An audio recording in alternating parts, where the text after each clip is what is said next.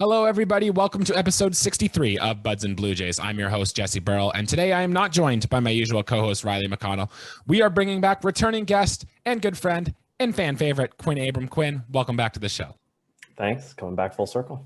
You betcha. Yep. Last time we had you on the show was right before the lockout ended, way back when, back in early March, I believe it was. So good to have you back. We've had a full 162 game season down. And now, Quinn, it is time for the big show. The lights are going to be shining just a little bit brighter. The fans are going to be cheering just a little bit louder. And the stakes mean so much more. We are officially into the postseason. Yes, we are. Down 162 down. Three's all that matter now. Yeah, these games are going to be huge, and I'm glad to have you back. Today on the episode, we are going to preview these series against the Seattle Mariners. We're going to talk about the rotation, the bullpen, which players could be X factors, a lot of way this series could go. But first, be sure to like and subscribe to the video and leave us a 5-star review on those podcast streaming platforms. But first, Quinn, we're going to start the show here. I got to fill in the blank for you. The Blue Jays will win the wild card round if blank happens. If Vladdy plays as good as he can. You think so, eh? So we need a big series from Vladdy in order to do it here? I think so. The numbers he put up this year for 99% of baseball players we're very happy with. Yes. They're kind of average for him. Mm-hmm. I think there's another level to hit there. And if he does, then I don't think there's anything stopping us. We've seen Vladdy go on stretches throughout the course of the regular season where he has single-handedly carried this team, and then we've seen stretches where he's kind of disappeared for a while. We know the type of bat that Vladimir Guerrero Jr. can have. And look, at the end of the day, Quinn, he's our best player. And at some point, you need your best player on the team to carry you. I like that. If Vladdy can come out early and set the tone in game one, I like our chances of being good in this series. For me, my take, though, I think we're going to win this wild card round if we hit well with runners in scoring positions. In an only quick 3-game series, these games mean so much. And anytime you get guys on base, it might come down to having those singles with a guy on second base to bring them in and getting those runs because they are so much more important in the playoffs. During the season, the Jays hit 270 with runners in scoring position, but we saw that number kind of slide throughout peaks and valleys, throughout the course of the year. So at the end of the season, though, they finished second best in baseball in that metric.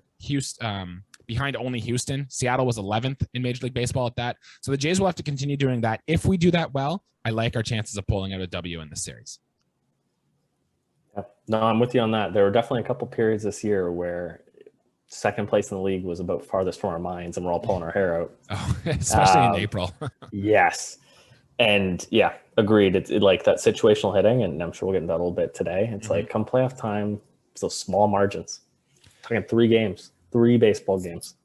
Yeah, it's just leaps and bounds better than the one wild card game, which if this was last year and the Blue Jays were in this position, we'd be playing just one game. And man, Quinn, I don't know about you, but I'm nervous as hell for a 3-game series. And if we were doing just the one wild card game again, I can't imagine it would be any more or less stressful. But let's get into it here, Quinn. Before the postseason starts here, the Blue Jays need to announce their postseason roster, and there are still some decisions to be made here. The main issues are going to be the health of Santiago Espinal and Lourdes Gurriel Jr.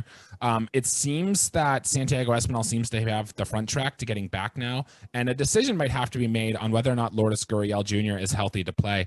Quinn, do you have a quick thought here? Assuming they're both healthy to play, do you put them both on this roster, or do you maybe just not take a chance if they're not 100% and let them go with guys that are 100% healthy? Good question. I think if they're both healthy or even reasonably healthy, you think even they can give you a game or two, I put them on there because, I think, we've got some guys that can play that defensive specialist role, that base running role. Yeah. But they add that kind of depth to our lineup that I think was really, out of anything this year, probably our strongest feature. It was just the 1 through 9 depth. Mm-hmm. And so even if they can give you 1 game or 2 games of that, I would personally have a hard time leaving them off. I think if they're healthy enough to play, which is the main caveat here, I think you have to put them on the roster too. The thing that Santiago Espinal and Lourdes Gurriel Jr. both do really well is they have some of the best hand-eye coordination on the team, and they are very good at putting bat on ball. And in the postseason, where you would just want to limit your strikeouts, and especially against good pitchers, because Seattle has good pitchers. We'll get into that a little later here, but just getting the ball in play sometimes is very, very important. And if they look that they're ready to go, maybe you don't start them every game, like you said, but we've seen how hot Lourdes Gurriel can be. He was running for a batting title until he got hurt for midway through the season there. And Santiago Espinal, when the team wasn't really hitting, was one of the best hitters early in the season. Hell, he was an all-star for goodness sake. So I think if you put them both on the roster, then you are going to have to cut one of Jackie Bradley Jr. or Bradley Zimmer, and the Blue Jays really like that. And then also, if you want to keep Gabriel Moreno around as a third catcher so you can DH Danny Jansen, I think the whole thing kind of winds together, and it'll be very interesting to see what the Blue Jays do come 10 a.m. tomorrow morning. Oh, agreed. Because, yeah, right now, I would think you'd want Moreno around because it's just going to be some options late in games if you already have the other two guys in the lineup. Mm-hmm. But the flip side is I agree with you that, like, based on the evidence they've given us, do we really think Bradley Zimmer and Jackie Bradley Jr. are going to be on this roster? I mean, they're the pinch runners guys. They're the guys who can come in and play good defense, which has a role and is especially more valuable in the postseason. Like Terrence Gore, for goodness sake, is getting on postseason appearances just because he can run really fast. And Bradley Zimmer is the fastest base runner on the Blue Jays team. And I think that's why he stayed on the roster for most of the year here. And I'd be surprised if they let him go. It might be Jackie Bradley Jr., but then you're giving up another one of your left-handed bats, and you only have so few of them on the team. So it'll be very interesting to see what we go with for 10 a.m. tomorrow. Pay attention to the Twitter feed, though, because we'll be talking all about it as we get there. So we talked about the injuries for the Blue Jays. We're going to start previewing the Seattle Mariners series here now, and the Seattle has some injuries here too. Old friend Ryan Barucki strained his flexor. We will not see him at all this series. Jesse Winker, who is one of the main pieces Seattle added offseason, is on the IL, and he will not be ready this series, as well as Sam Haggerty, who is their speedy pinch runner guy. They're kind of Bradley Zimmer, who I guess can hit a little better. He strained his groin sliding into second base, and he will be out for the series. So those are the main injuries for Seattle. And going with the Blue Jays, it's Gurriel, Espinal, and I guess you could say Kevin Gausman, but it sounds like he's good to go with his finger issue and shouldn't be a problem. So Quinn, I thought we could go position by position here. We'll start with the pitchers, and we're going to talk about who it's probably going to be on each matchup, and then we're going to decide who has the advantage, right? So, for example, the first one here, we're going to talk about Alec Manoa against Luis Castillo. We'll talk a little bit about them and who is the better one out of the two, and then we'll do the starter group as the whole, and then we'll do the bullpen, and then we'll do the hitters, and by the end of that, we should have a tally on who we think has the advantage in the series. Ready to go? Let's do this. Okay. So game one, Alec Manoa, 16-7 on the season. He's got a 2.24 ERA. He's going up against Luis Castillo, who is their big trade deadline acquisition. He's 8-6 with a 2.99 ERA. Now, I tried to look up some Blue Jays hitter data against Luis Castillo to see if there's anything we can draw from this. And because he spent most of his time in the National League and then he pitched in the AL West, the Jays don't have actually a lot of at-bats against him. But one surprising thing, Quinn, here is Raimel Tapia is actually 7-for-11 against Luis Castillo in his career. He's got 3 extra base hits, including a home run. Whit Merrifield is 2-for-8, but no other Blue Jay has more than 3 at-bats against Luis Castillo. So do you think Tapia's success against Castillo might put him into the lineup here? Or do you think that's just white noise and nothing? Perhaps. Yeah, no, it's Tapia actually reminds me a bit of Ben Revere for us. And we're talking about X factors. That's actually another one that I kind of was going to come up on my list later. Right. But that stat, actually, I didn't know that one. It reminds me of how I think Tapia was first this year in on base in OPS with bases loaded. So okay. I think if you expect to get the bases loaded against Luis Castillo, you got to throw him in there. In total, I mean that you don't even have to do the rest of the lineup. John Steiner's already won the game if that comes into play. Yes. But I would strongly consider it. I like that kind of contact speed element at the bottom of the lineup. Mm-hmm. Even beyond analytically what the numbers give you. I just find that either for setting the table for the top guys or for just helping to kind of drive around the guys in the middle lineup who are on base, mm-hmm. I really like that element. And so I'd strongly consider putting him in there. I do think he's going to be in the lineup, especially if Lourdes Gurriel Jr. is not ready to go. And, I looked up 3 of his extra base hits came back in 2017 when Tapia was a rookie. Luis Castillo is a different pitcher now than he was then. I looked up the stats, and the Luis Castillo I remember he was really good with his changeup. It was his best weapon. But since he got traded to Seattle, he actually hasn't thrown his changeup that much. He's been more of a hard fastball guy.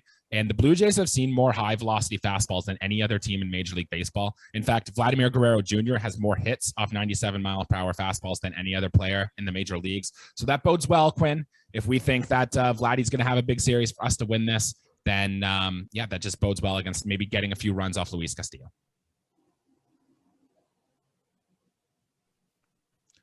And we know a lot about Alec Manoa and what Alec Manoa can do. So, yeah, who's got the edge here in game one? Is it the Blue Jays with Alec Manoa or the Mariners with Luis Castillo? I'm going to go with the Blue Jays with Manoa here. And, part of that is, Castillo over his career, I think there's a bit more variance. Like this is obviously a high point for him, right. But I think he certainly can get hit around a bit. And I think what you're saying coming at this lineup with a heavy fastball diet is probably not the best way to have success. And Manoa, to me, I mean, we're going to have to see. It's going to be his first playoff exposure. But he kind of has that mentality of what I want in the playoffs. Like he's got that bulldog mentality. Like, even if he's struggling, he strikes me as the kind of guy who is just going to fight through it and give you everything to get a win. And I think at the end of the day, while it's a close matchup, I probably lean Manoa. I think I'm with you there. I was watching his press conference today, and he just seems so cool, collected, and confident. Like Manoa just has that mindset. At least it feels like it, that he's just going to go out there and shove. And even when he's having some of his worst starts, it doesn't even matter. Manoa battles, and I expect more of the same in this series. Quinn, going on to game two. Now, the Blue Jays haven't announced a starting pitcher for this game. It's either going to be Kevin Gausman or Ross Stripling. My theory is if we win game one, we probably go Ross Stripling for game two. If we lose game one, we probably go Kevin Gausman for game two. But that's to be decided yet. Let's pretend it's Ross Stripling in game two because we got to put positive vibes that the Blue Jays are going to win game one here. He's 10-4 on the season with a 3.01 ERA against Robbie Ray, our old friend, 12-12 on the year with a 3.71 ERA.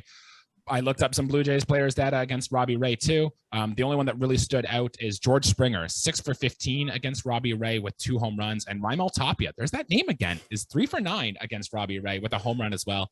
Chapman has a home run against him in his career. But Robbie Ray's a different guy now than he was with his time in the Diamondbacks before a lot of these Blue Jays players faced him. So the Blue Jays, though, are a right-handed heavy lineup, and Robbie Ray has struggled in the month of September, and he gives up a lot of home runs to right-handed hitters. I like the Jays' chances. They could probably hit around Robbie Ray a little bit in game two. I think so. And I think, part of his big revitalization of his career was going with a slider heavy diet. Yeah. And if I'm not mistaken, that's actually one of the pitches that we've done better against than most this year. I agree with you. Exceptions, but yeah. Yes. Agreed. But I think, at the end of the day, I probably give the Mariners a bit of an edge here.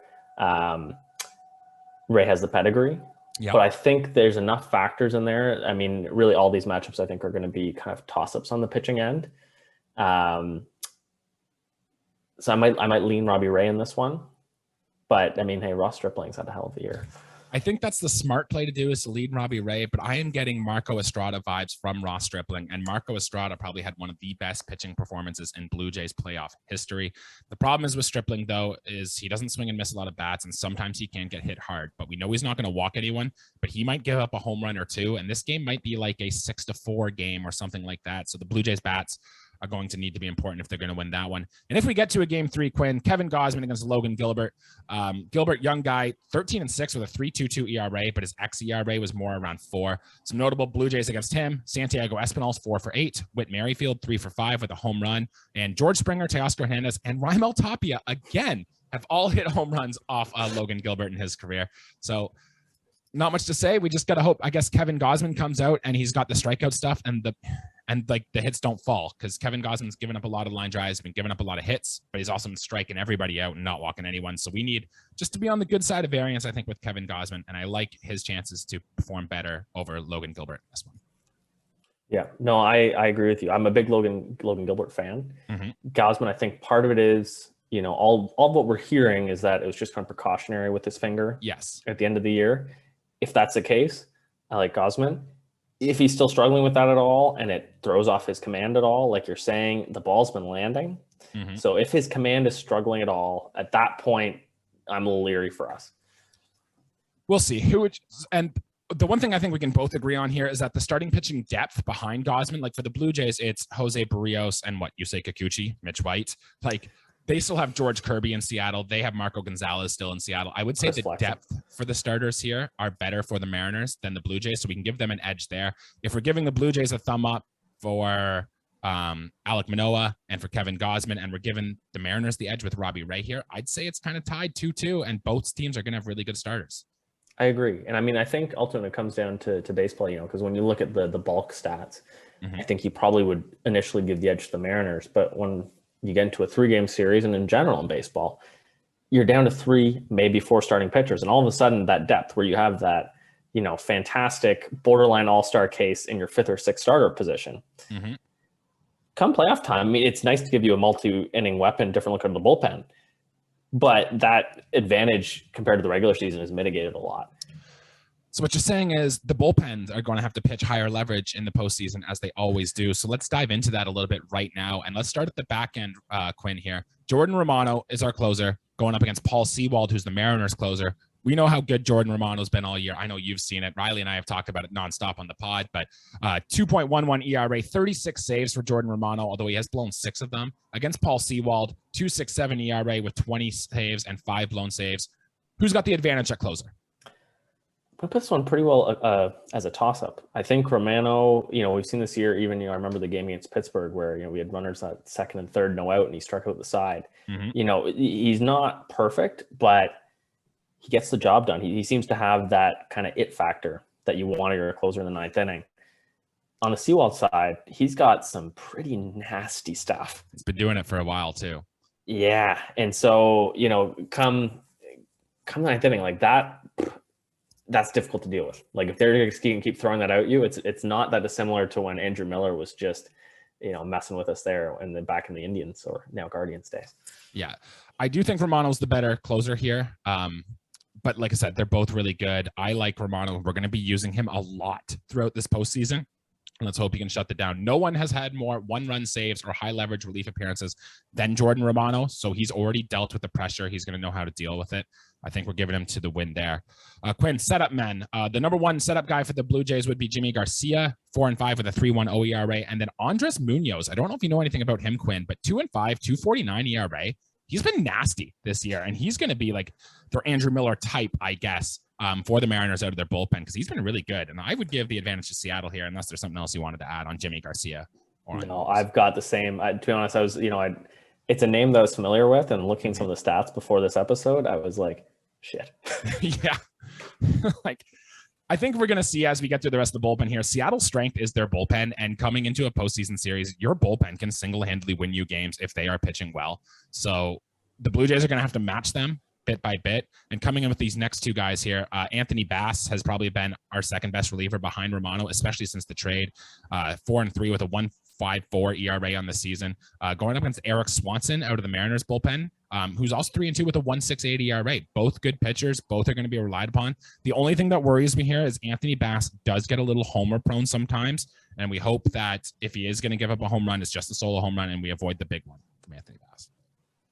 Yeah, no, agreed. I think, kind of this middle part of the bullpen is a bit of a toss-up for me in the next couple of guys, where I think they've got the advantage right after in those kind of mid-high leverage guys, and also a little bit more depth as well as we kind of start building out. So going into these next guys in the pen, then Jays have Adam Simber and David Phelps are probably the next 2 guys up, and the Mariners can go with Diego Castillo, who's pitched great in the playoffs for the Rays for all those years, and Kingston, Ontario's Matt Brash, who the command's kind of an issue, but boy, does the stuff look good for Matt Brash. So they're both going to be on the playoff roster. They're both going to be good.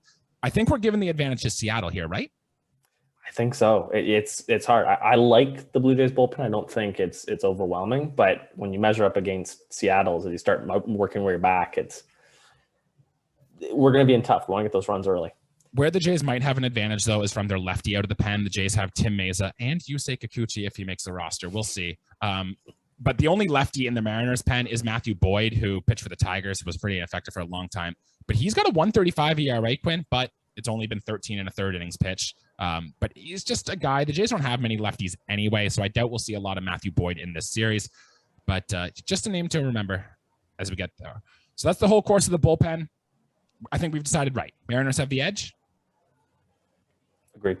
Yeah, it's close. But let's get into the lineup here now, and we'll start behind the dish, Quinn. It looks like Alejandro Kirk is going to be the catcher for Alec Manoa, as he's done for most of the year. Going up against Cal Raleigh. Now, Kirk has a WRC plus of 129 with 14 home runs on the season.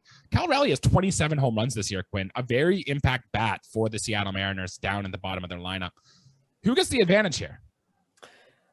I think I lean us on this one. Raleigh is great, but he's also that very much boom or bust hitter, which if it booms from the bottom of the lineup for them, that's going to be kind of helping to neutralize maybe the overall edge we might have from our bats. But, it's also quite possible where he has a couple of games where he's over 4. And I think with Kirk, and I think with how he's placed in our lineup, I'm more convinced that we're going to get some sort of positive outcome out of him.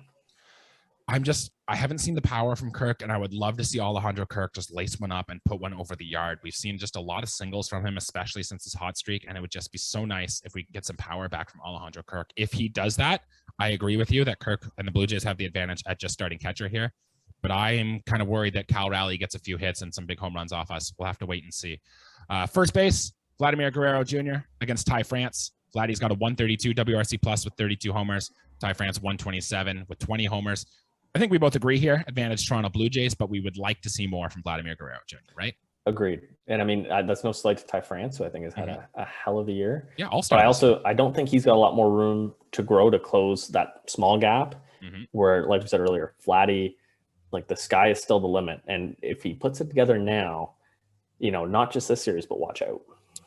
I hope so. I really, really hope so. If he's going to march around saying, this is our house, Vladdy, like put up. It's time to put up. Take this team on your back. Carry us. Let's go. Because we're going to need it. And I'm nervous, but hopeful that he can do it. Second base, Quinn, it looks like the Blue Jays are probably going to go with Whit Merrifield. He's been the starting second baseman for most of the games down the stretch here. I think he's only sat 1 or 2 in the last 3 weeks. He's only got an 88 WRC plus on the season, but he has been a lot better as of late. 11 home runs and 16 stolen bases, and I believe he's our best base runner too. So I think he's earned the trust of John Schneider and will be starting in the wild card game here. I'm going up against Adam Frazier, who's more just a defense guy. He can't really hit. 81 WRC plus, only 3 home runs for the Adam Frazier. Advantage Blue Jays, right? I think so. And, he's got a little bit more experience in playing some of these tough games than some of our guys do. And I think that also is untold value at this point. It'll be his first playoff appearance for Whit Merrifield, and he's talked about he's excited, but he's been talking about see you Friday for a long time. So I think big things in store from Whit Merrifield, I hope. Going to shortstop now, it's Bo Bichette against JP Crawford. Bo Bichette, who was down for about 4.5 months and just really turned it on at the end here, player of the month for the month of September, and now just led the American League in hits almost seemingly out of nowhere. 129 WRC plus, hits really well against the off-speed pitches, which I'd imagine he'll probably get a good diet of here from Luis Castillo and from Logan Gilbert and Robbie Ray. So I'm expecting Bo Bichette to have a big series here. But the question with him is always his defense, Quinn. We saw in 2020 when the Jays were down at the Trop, Bo Bichette had a couple throwing errors and did not look good. Are we worried that that's going to come back to haunt us at all from Bo Bichette? I think it's always a worry with Bo, unfortunately. I'm glad with where his bat's at. We were kind of, I think, for a lot of the year waiting for one of our guys to really step up and lead the team, and he took the charge and really drove us into this position in the playoffs. But in terms of shortstop defense, you also never know what you're going to get. And it's been better as of late, but, just skying one over first base could very easily happen, first at bat tomorrow. God, I hope not. Oh man, that's a storyline I don't want to rehash up there. Let's get through the rest of these lineups really quick here. Matt Chapman really struggled as of late. I think he's 3 for his last 40 something, but he is second on the team in home runs with his 27 home runs against Eugenio Suarez, Quinn. And I don't know if you've looked at his numbers, 31 home runs, 131 WRC plus. As good as Matt Chapman is, I think it's advantage Seattle here. I think so too. Yeah. Raimel Tapia, we've already talked about. We think he's going to have a good series. We hope he's kind of like our Ezekiel Carrera moment. But he's going up against Jared Kelenic, who is a former top-round prospect. And Quinn, 55 WRC plus on the season is quite bad. 7 home runs, only 5 stolen bases. But he has actually made some swing changes. And down the stretch, he's actually been really good. I think I want to give the advantage to Seattle here just because Jared Kelenic still has massive upside. And Raimel Tapia is just Raimel Tapia. And in the postseason, the short things were one game where anything can matter. I think you take the chance on upside, and I am worried about Jared Kelenic having a good season here. Yeah, I mean, that's certainly an X factor on their side.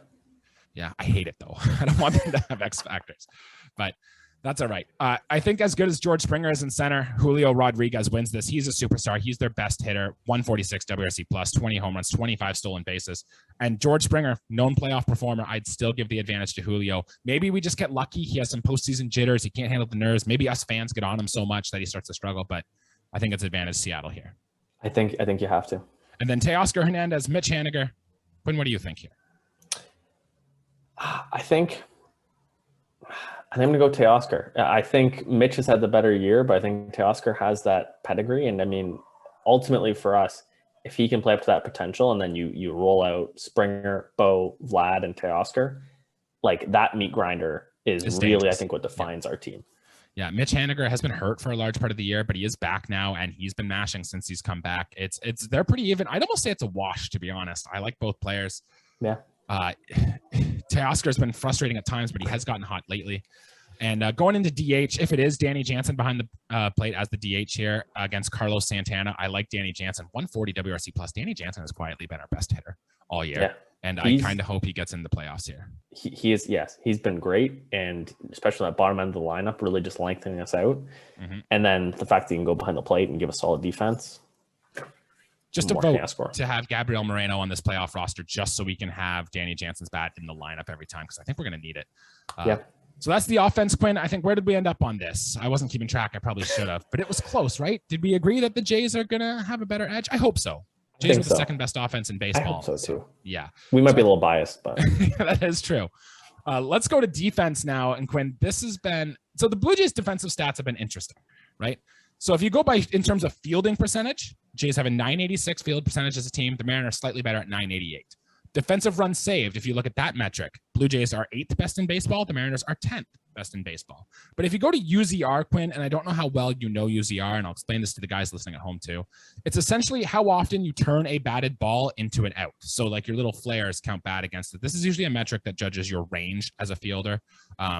If a guy hits a weak dribbler, you pick it up and you throw it, but the runner beats it out. That goes damage against your UZR, but not your fielding percentage or your defensive run save. So the Blue Jays were second worst in baseball at this metric, behind only Minnesota. They were negative 32.5. The Mariners were 13th in baseball. And I think this could be a problem, especially with the team that, puts the ball in play like the Seattle Mariners do. Jays got to hope they turn those into outs.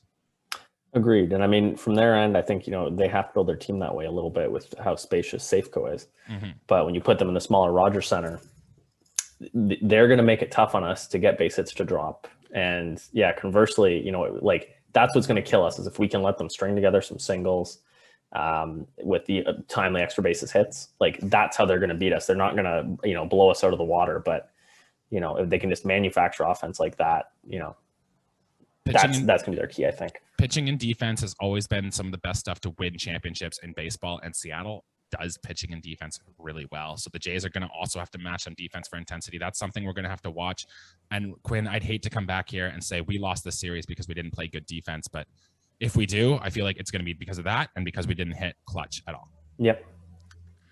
Well, the only other thing that really controls on a baseball diamond is base running, and the Jays are just going to have to do the little things well here. We're going to have to go first to third on our singles. We're going to have to draw our walks. We might have to steal a timely base at a right time. I don't really have much to say. The Jays' fastest base runners are Bradley Zimmer, Whit Merrifield, Teoscar Hernandez. Seattle's top three are Julio, Dylan Moore, Abraham Toro. Is there an advantage here? It's really hard to judge base running, especially in a short 3-game series, but no team is leaps and bounds above the other here, right? I agree. I think it comes out to a wash. I think they've got probably the better pure athletes. Mm-hmm. But, even some of our slower guys, I think are good timely base runners. And that's something that they've really worked on over these past couple of years. Mm-hmm. And so, yeah, I think overall it'll be kind of a wash towards the overall outcome. Vladdy has 8 stolen bases this year. And if you would have told me coming into the year that wouldn't happen. So we'll see. I don't know. It's got to be the little things. And that's going to fall on the back of John Schneider, our manager. Now, games have to be managed completely differently in the postseason than they do in the regular season. So, Quinn, my question to you is, what do you think John Schneider is going to have to do differently, if anything, that he's going to do differently throughout the postseason to win these games when every single game, every single pitch means so much more? So, I mean, I think we on the batter side, we already see a bit of that. He's not afraid to call in the pinch hitters, pinch runners, the classic Zimmer, Bradley Jr., double defensive supreme coming in, in the 8th or 9th inning. I think you'll see a lot of that. And I really think from that perspective, he's been managing very similarly probably to how he would come playoffs. On John the pitching, Schneider. Oh, go ahead. I was going to say on the pitching side, mm-hmm. I think he's going to have to be, careful not to overuse Romano, but then he's going to need Romano quite a bit. And so I think, in terms of how he bridges from the starters to the back end of the bullpen, he's going to be a little bit more aggressive, and we haven't seen that yet. Yeah, John Schneider talked about in his managing session today, he's going to try to keep, or his press conference, sorry, that he's going to try to keep things very similar. He's going to live and die with his big guns. I think he's going to keep him up there on the mound. The thing I'm worried about is, say he makes a pinch running move or a defensive replacement too early, and then Bradley Zimmer end up getting at bats in the postseason, and that's the last thing you want. If Bradley Zimmer is getting at bats, something has gone wrong here. But let's see. I agree. Bullpen management is going to be the big thing. Bringing in the right guy at the right time. I don't want to see Adam Simber come into a game with runners on base because he's more of a contact guy. I'd like to have him get the clean innings. And when he uses Tim Meza is going to be very important to watch here in this series as well. Quinn, do you have a pick on who your Blue Jays unsung hero is going to be? Like, who's going to have the David Freese moment or the Randy Arozarena moment from a few postseasons ago? I mean, I think I've probably spoiled this a couple times in the episode already, but Raymond Tapia is I think my guy. I like that call a lot. I like the element he brings bottom of the lineup. Mm-hmm. I have no idea if it's sustainable, but what he does with the bases loaded is just freaking unbelievable. And I'm hoping to see more of it. Yeah, he's got a home run against each of the 3 starters that in his career that we're going to see here. No other Blue Jay on the roster has that. So I really like the call. We've talked about that in episodes too. But my pick, Quinn, Danny Jansen might have like a Pat Borders-esque like run here in a series and just hit 3 or 4 home runs and really take this team on his back. So that is my pick for unsung hero. You guys watch and leave a comment down below on who you think your unsung hero could be. Quinn, before we get out of here, before we go, 3 keys to the series. For me, Blue Jays hitters get on base, work the counts, swing on strikes. I kind of loop those all into one key to the series here. If they do that, the offense should hum. We should score runs. The little things, Quinn, have to be done well. They have to take the extra base. They have to play good defense. They have to be smart. No mental errors in this game. If you have a double play ball, turn the double play. And no sack bunting. Well, maybe some sack bunting. Oh, well, I don't know. We'll get into that issue another time. But don't waste your scoring opportunities when these guys get on base. Runs are so valuable in the postseason. You need to make sure all guys that are in scoring position get driven in. What are your 3 keys to the series here? I think number 1, neutralize their starting pitching. If our guys can come out, and I think they've got the capability to do it, if they can neutralize that, the strongest area of their team, it's going to give us a great chance to win. Number 2, you nailed it with the little things. If Bo Bichette is sailing balls over first base, we're going to be in trouble because that's a team that is going to be able to manufacture some runs. They're used to it. That's what we're looking for. If we give them those little openings, they're going to take advantage. Number 3, they got to string some hits together, get those timely hits. We've had those bad periods in the season. If we can manage to do that, our overall strength on offense, I think, will be enough for us to overpower them. God, Quinn, I hope you're right. I'm incredibly nervous here. It'll be my first time going to a playoff game. This season, this team does feel different. And ultimately, the success of this team is going to come down to how we perform in the postseason. Let's get away. Our road to the World Series begins here with a win against Seattle. So that'll do it for our episode here today, everyone. Thank you for tuning in. We hope to have Riley back here soon, probably before the next series. If not, pay attention to us on Twitter and Instagram. We'll be at the games. We'll have lots of content up there. If you want to see what it's like in the dome during a playoff game, we'll be screaming loud. We'll be yelling at some Mariners relievers. We're excited. And we'll be back Monday to discuss the next episode. Hopefully, we're talking about a Houston Astros preview and not a season-ending episode.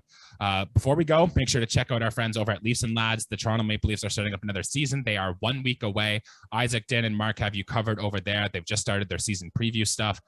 Good stuff over there. If you're a fan of us and you like Toronto sports, I would 100% recommend go check them out. And Quinn, thanks again for joining us on the show, man. Always good to have you.